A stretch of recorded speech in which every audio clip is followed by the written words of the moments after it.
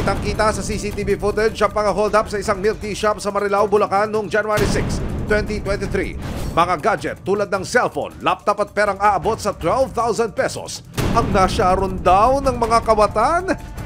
Pati ang mga nagtatrabaho sa tindahan, tinutukan ng baril.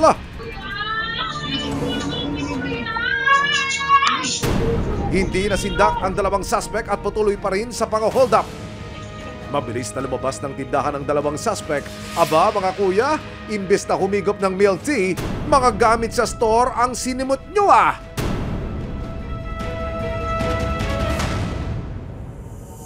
Habang namamahinga sa bahay ang may-ari na si Antoinette, tinawagan na siya ni Mia para ihatid ang masamang balita. May tumatawag na ibang messenger. Ayun, iyak na nang iyak yung staff ko. Dahil sa nangyari, nagdesisyon si Antoinette na pansamantala munang isara ang kanyang tindahan at pagbakasyonin ang kanyang mga staff. Siyempre, totally na-trauma yung mga tao. Kahit ako na-trauma din. So, nag-decide kami i-close muna. May mga talaga taong hindi makontento sa buhay nila, ayaw lumaban ng patas. So, back to zero kami. Okay na kung back to zero, pero yung traumatic experience kasi ng staff mo, tapos namin, ayun yung mahirap ma-recover eh.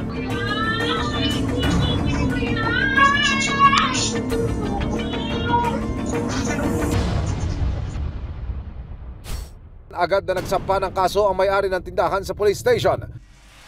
Mahigit isang taon matapos ang insidente, binisita ng resibo ang milk tea shop sa Bulacan dahil humina ang sales dahil sa insidente.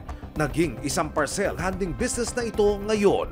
Napalitan na ho yung takbo ng negosyo pero yung CCTV ay naiwan. Ito yung isa sa mga naging susi para masolve yung krimen ng PNP-CIDG maging ng barangay. Naaalala pa rin ni Antoinette ang nangyari sa loob ng kanyang pwesto noong gabi ng January 6 ng nakaraang taon. Ito yung dating mga marka nung ano mo, Opo, design yan. ito po yung before. Tapos dito po sila, yung unang table, dito sila kumain. Kumain pa po sila. Kumain Kasi pa. may CCTV po kasi kami doon, kaya kuwang-kuha talaga sila sa side neto. Sa ano ang counter nyo dati? Dito? Dito po, tinanggal na po since napalitan na po yung flow ng business. January 2024 nang lumabas ang warrant of arrest para sa dalawang suspect na kinilalang sina Ryan Bitingo Regular at Arnold Beatingo Guades. Mayroon kaming mga confidential informant na tumutulong sa mga kapulisan. At nga, itong subject natin is naggagawi sa nabotas. On and off, tatambay, aalis. Tatlo or apat kaming punta dyan hanggang madaling araw kami sa kalsada na tulong para abangan lang siya. Kasama ang resibo, ikinasana ng Criminal Investigation and Detection Group o CIDG Bulacan ang isang operasyon para tuluyang makulong si Arnold. One warrant of arrest for Arnold coming up! Ito sir, papasok kami. Baba na ako sir, sige. Makikita sa videong ito ang pagbaybay ng resibo sa isang eskinita kung saan daw huling namataan si Arnold. Maya-maya pa'y isang bahay ang pinasok ng mga operatiba. Sir, awak mo na! O, sa baba na! Kumpirmado, nandoon nga si Arnold. Agad na pinasok at inakyat ng mga operatiba ang kwarto ng suspect. O, talaga ha?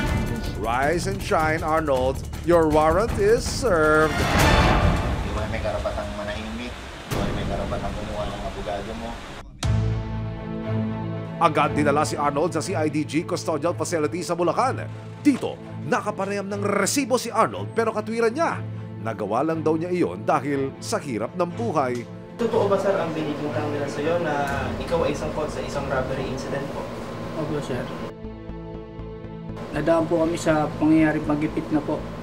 Walang-wala po talaga kami dahil po may pinag-aaral po ako. At saka po yung pinsan ko, may sakit po yung mga magulang din niya.